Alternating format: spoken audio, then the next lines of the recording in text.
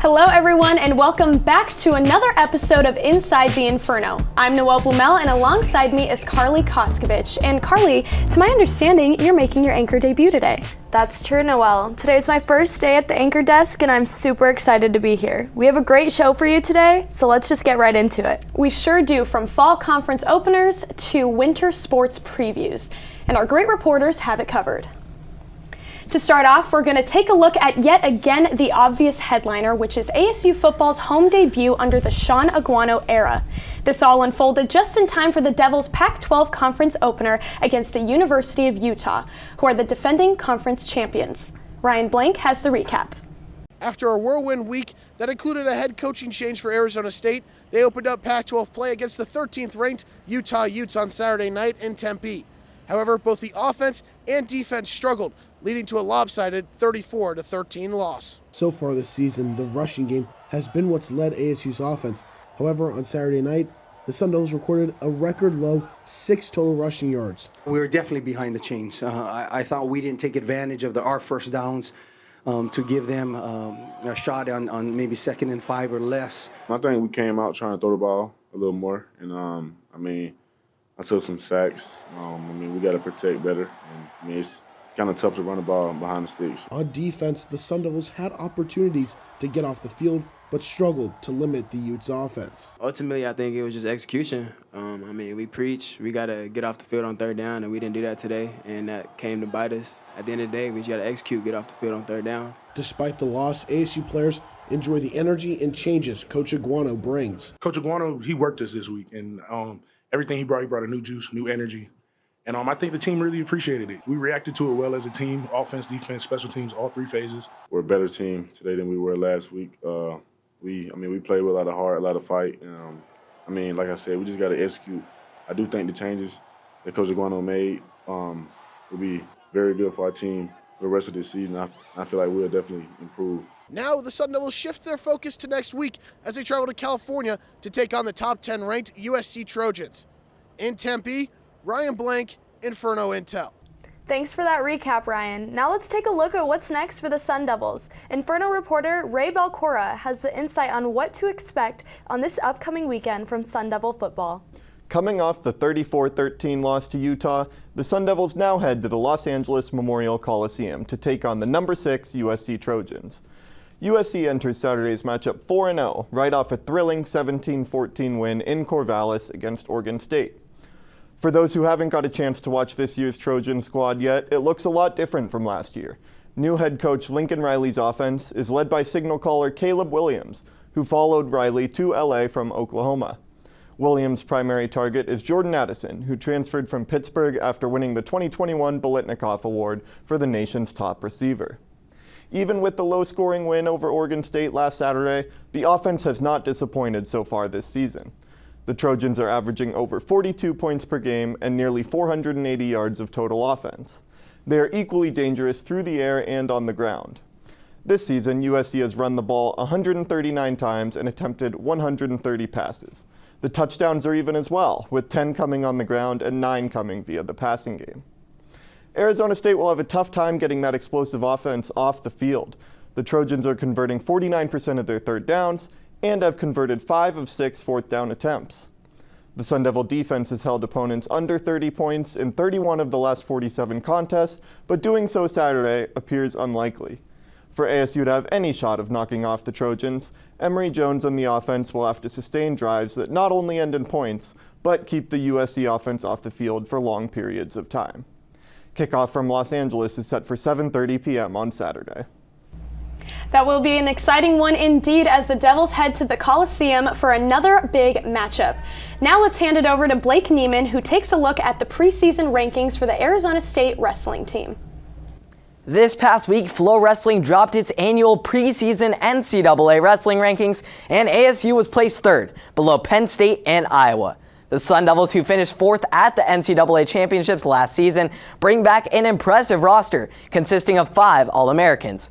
4 out of the 5 All-Americans from last season were ranked in the top 5 at each of their respective weights in the preseason rankings.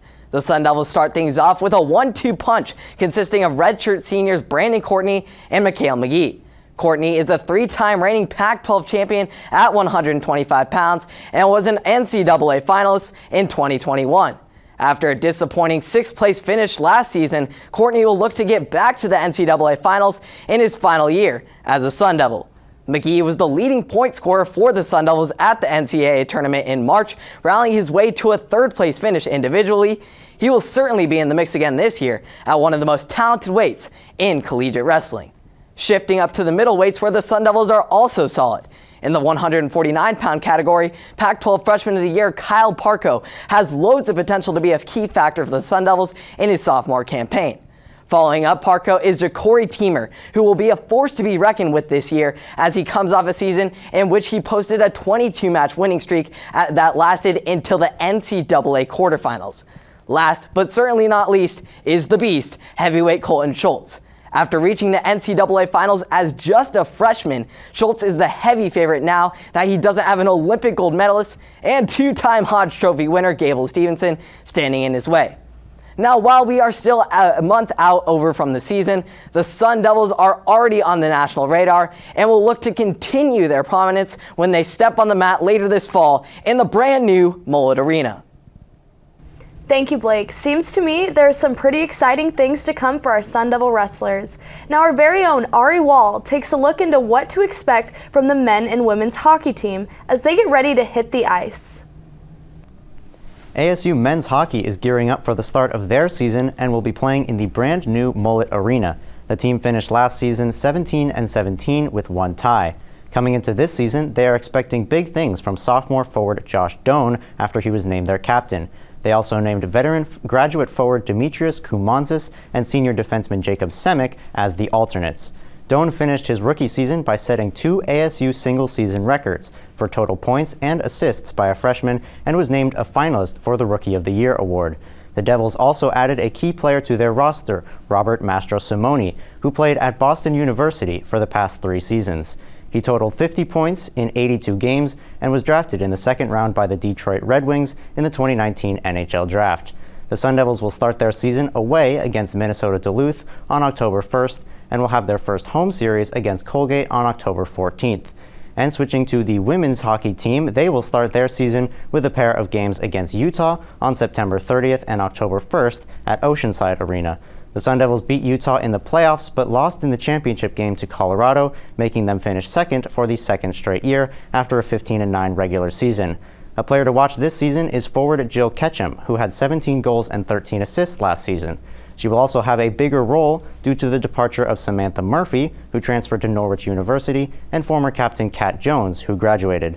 You can stay up to date with both teams by following them on Twitter at Sun Devil Hockey for the men's team and the women's team at Women's Hockey ASU. Thanks, Ari. And despite being out here in the desert, be sure to pack a jacket or two when covering those teams. Let's now kick it over to Kyle Krikorian for some notable moments from the women's soccer team and their conference opener recap.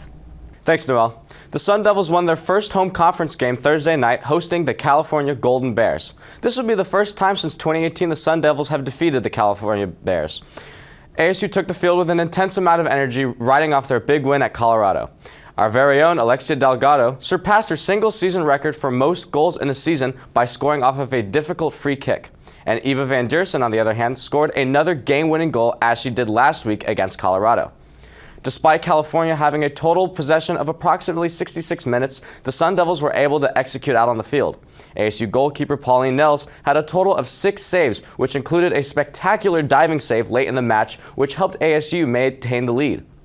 Head coach Graham Winkworth stated himself that him and the team were pleased with the outcome. However, they see that there's plenty of room to improve with only a tougher schedule ahead of them.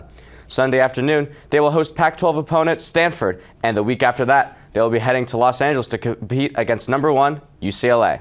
Thanks, Kyle. I can't wait to see what's to come for the Lady Devils.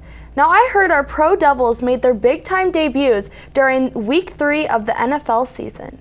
Inferno Intel reporter Douglas Santo has the details.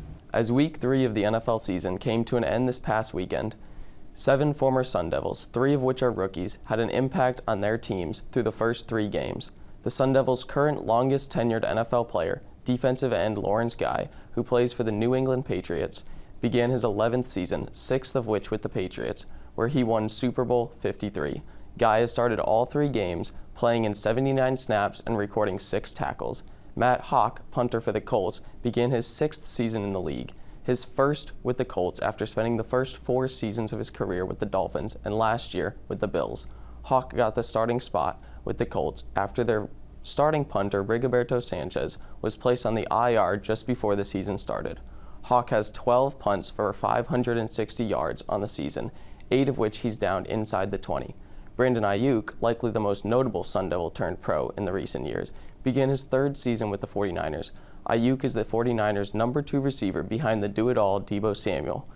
Ayuk worked a lot this offseason with 49ers quarterback Trey Lance, as the Niners had planned a changing of the guard at QB, with the young, talented Lance becoming the starter.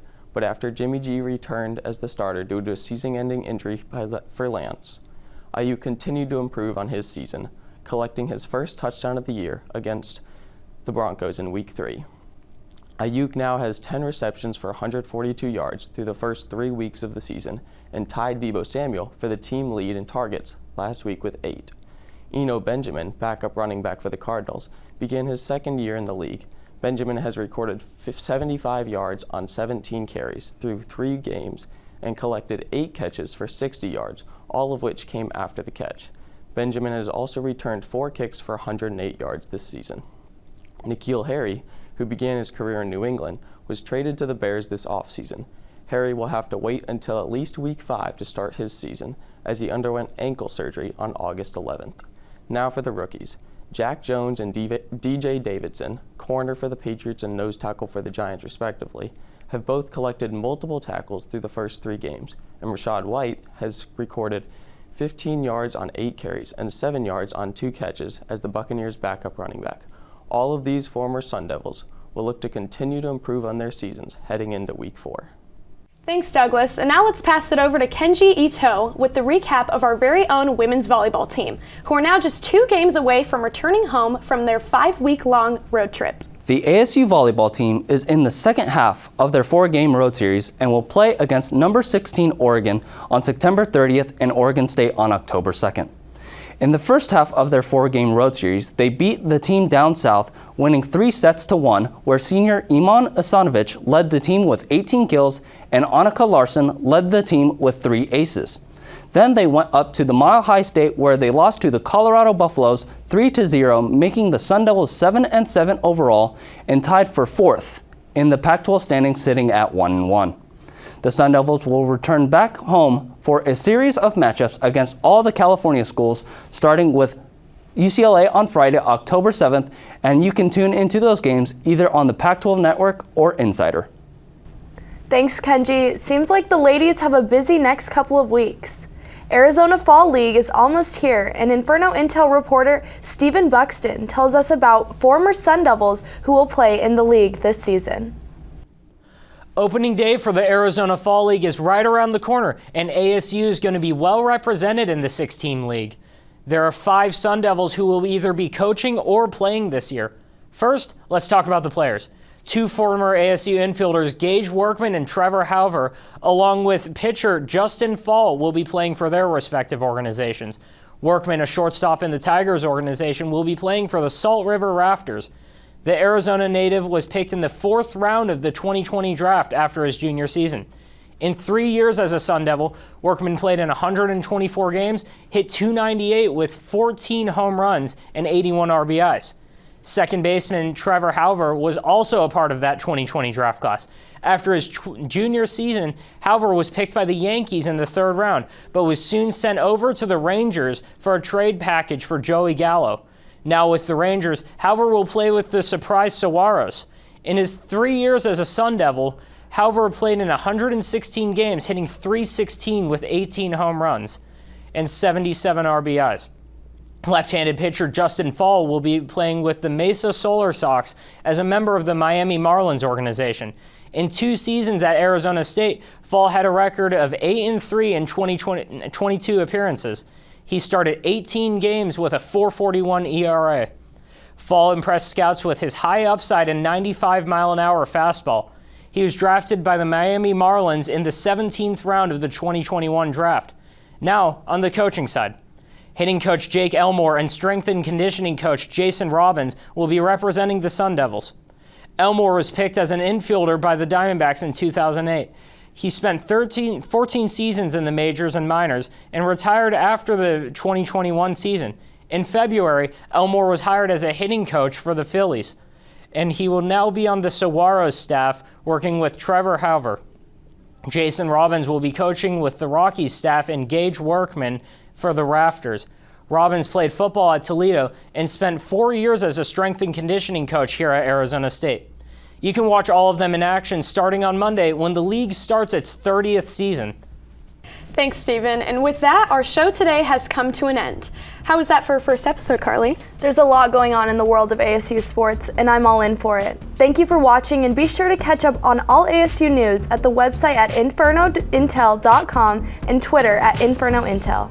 For Carly Koskovich and our wonderful crew for today's show, I'm Noelle Blumel. Thanks for joining us, and we will see you next week.